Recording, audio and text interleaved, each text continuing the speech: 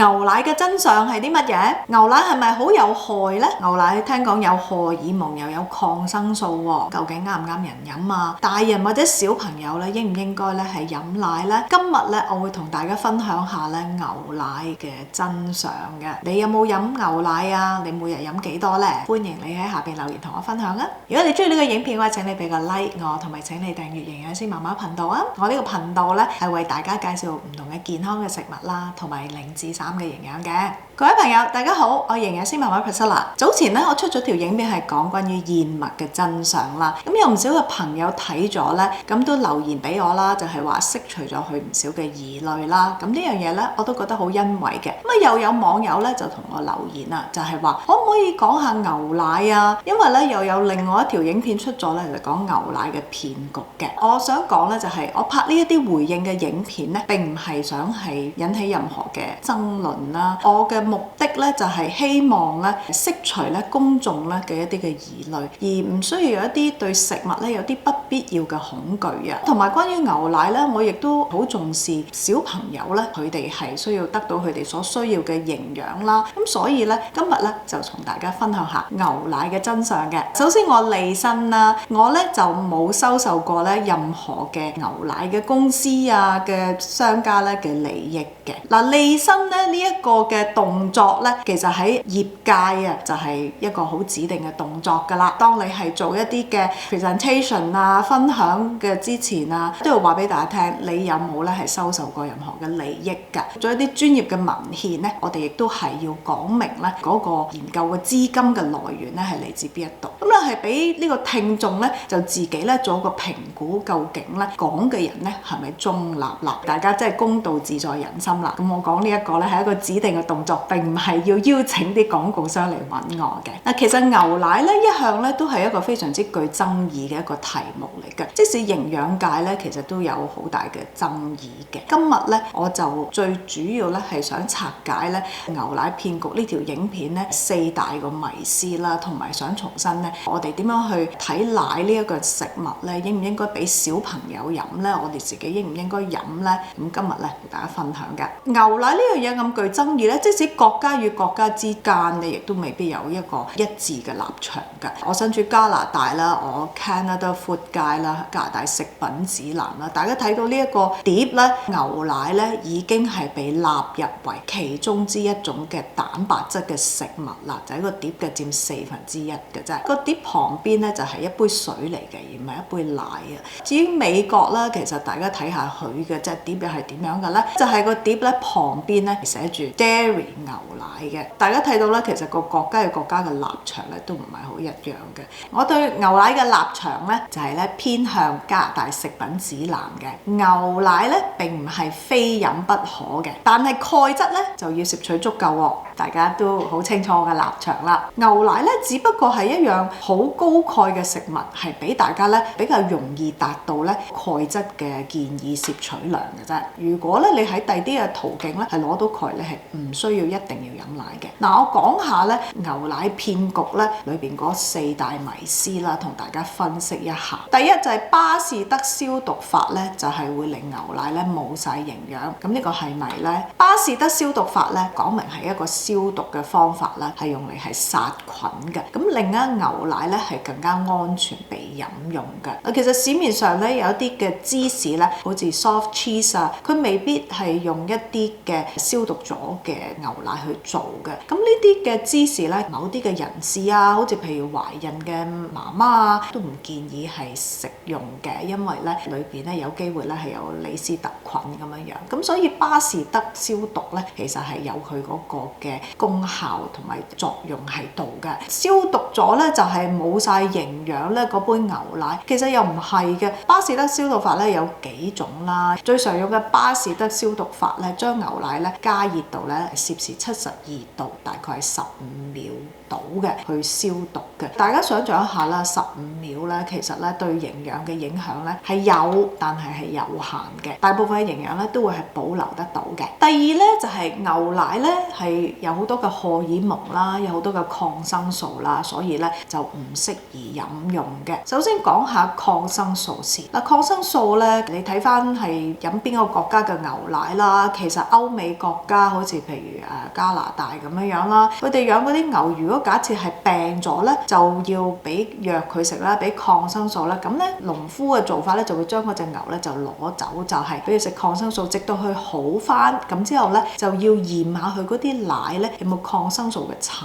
餘，如果冇啦，先至可以係入翻去繼續製造嗰啲牛奶嘅。美國啊、加拿大啊、歐洲啊好多個國家咧，都係為咗確保咧嗰啲牛奶係適合普羅大眾嘅飲用啦，咁都會有條例咧係監管咧抗生素有冇一啲殘餘喺度。一有嘅話咧，其實咧就成批牛奶唔能夠要噶啦。譬如你如果係居住海外啊，你飲嘅係外國嘅牛奶咧，其實就唔需要擔心嘅。至於荷爾蒙啦，荷爾蒙咧冇錯，牛奶的而且確係有嘅。我想大家知道咧，天然嘅牛奶就會有荷爾蒙。其實咧肉類都會有荷爾蒙，甚至原來植物都有荷爾蒙嘅。大家知唔知咧？大豆會有植物雌激素啦，呢個亞麻籽都會係有植物性嘅荷爾蒙。呢啲食物裏邊天然嘅荷爾蒙咧，目前嚟講咧就冇證據顯示咧對人體有啲咩嘅禍害嘅。咁啊有啲講法咧就係話有啲嘅農夫啦，佢哋就會注射一啲嘅激素啦，咁喺啲牛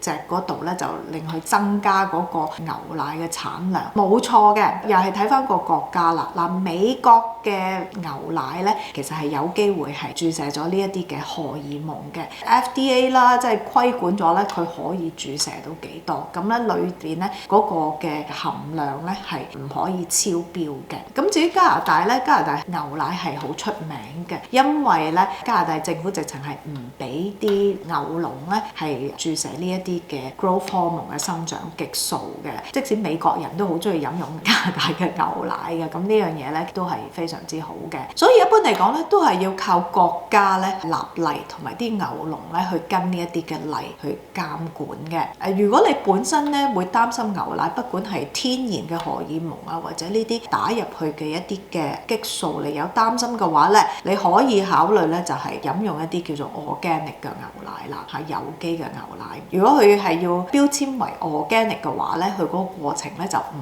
可以使用呢一啲嘅激素嘅。第三個迷思咧就係鈣質咧，其實唔需要攝取咁多㗎，因為咧係同呢個骨質疏鬆或者骨折係冇關係。骨質疏鬆症咧同骨折咧的而且確係有好多嘅因素咧影響一個人咧會唔會最終咧係有骨質疏鬆症或者骨折㗎。而鈣質咧係其中之一樣。咁冇錯嘅，鈣質咧譬如需要維他命 D 一齊咧身體咧先至會吸收得好啦，吸收得到啦。但係咧佢唔係話唯一會引致骨質疏鬆症啊嗰個因素咧，就唔代表咧鈣質係唔需要攝取足夠嘅。因為鈣質咧喺我哋身體裏邊咧係佔最重嘅一種嘅礦物質嚟嘅。我哋嘅牙齒啊，我哋嘅骨骼啊，全部都係有鈣嘅。我哋人體咧嘅鈣嘅重量咧，大概係佔咗咧1至1.2公斤啦，係嚟自鈣質嘅。我哋平時咧建議鈣質攝取量，譬如好似成年人係講緊1000啦，如果係長者係講緊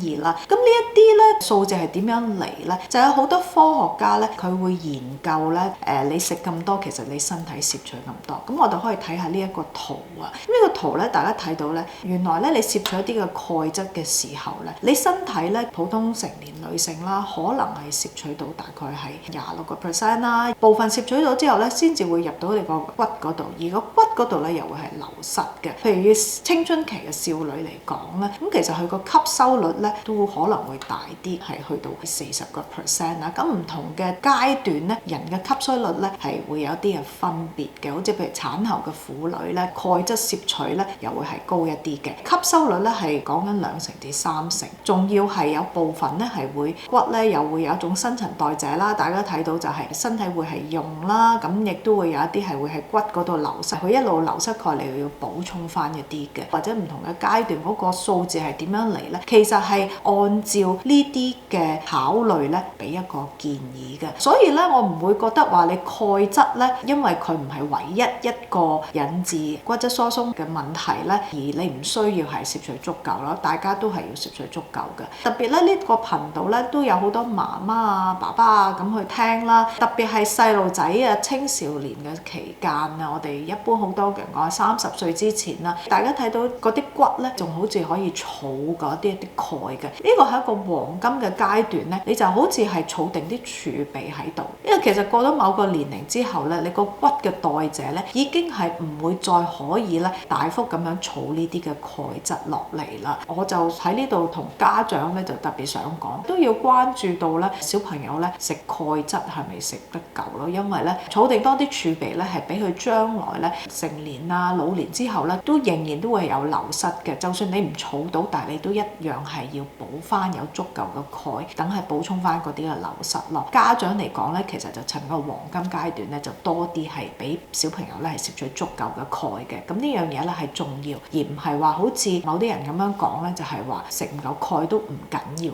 嘅。其實骨要健康咧，就唔係單止係靠鈣一種嘅營養素，但係咧鈣都係其中一個重要嘅一個部分嚟㗎。第四個迷思咧就係咪食菜咧就可以攝取足夠嘅鈣質咧？你唔係一定要靠牛奶去攞鈣嘅，只不過咧牛奶係咁多種食物之中咧係數一數二嘅高鈣。一杯嘅牛奶咧其實係提供300毫克嘅鈣嘅，嗰度咧係接近咧你每日所需要嘅30%嘅。如果你係靠菜要食幾多嘅菜咧？嗱，我哋講緊菜究竟有幾多鈣咧？咁其實深綠色嘅蔬菜咧就係一個好嘅鈣質嘅來源啦，好似羽衣甘藍啊、西蘭花啊、白菜啊咁。煮熟咗一杯嘅羽衣甘藍咧係提供94毫克嘅鈣，咁係一杯奶嘅1/3。咁一杯煮熟咗嘅西蘭花咧係講緊62毫克嘅鈣。白菜咧一杯係79毫克，菠菜咧245